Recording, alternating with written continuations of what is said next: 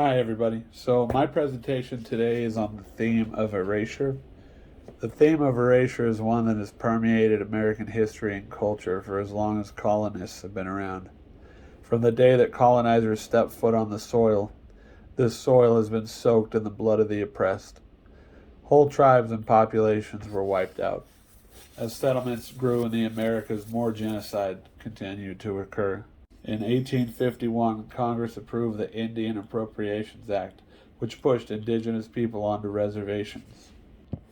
Towards the end of the 19th century, however, settlers wanted to move further west, so Congress passed the Dawes Act in 1887.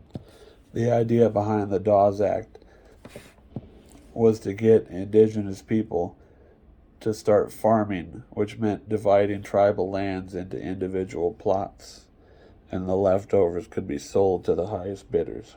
In 1956, a lesser known but perhaps equally devastating act passed through Congress, the Indian Relocation Act of 1956.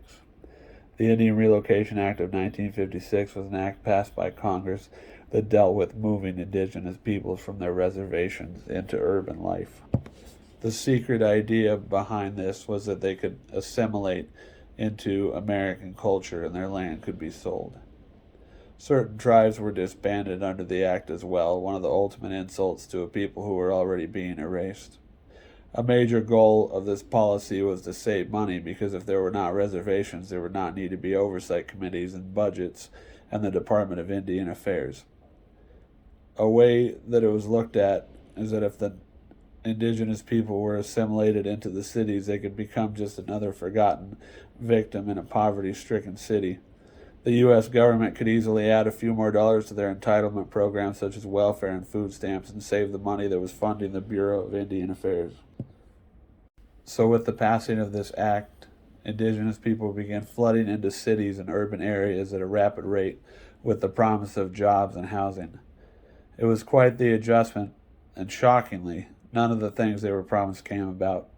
As soon as they entered the cities, they were essentially abandoned by the government again. Over the years, they have adjusted, and some refer to themselves as urban Indians. However, there's a new threat to indigenous people in the cities, and that's gentrification. There are many who are being pushed out of their cities now due to gentrification. As techie millennials move in and price out poorer residents, indigenous people are being pushed out at high numbers. And according to an article I read by Julian Brave Noisecat, an indigenous journalist, things on some of the remaining reservations are not much better either. In the Navajo Nation, for example, he said that 18,000 homes, or roughly 40% of total Navajo housing stock, lack electricity or running water.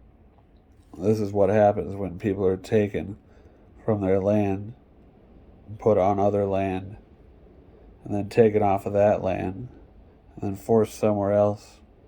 And it's just a vicious cycle.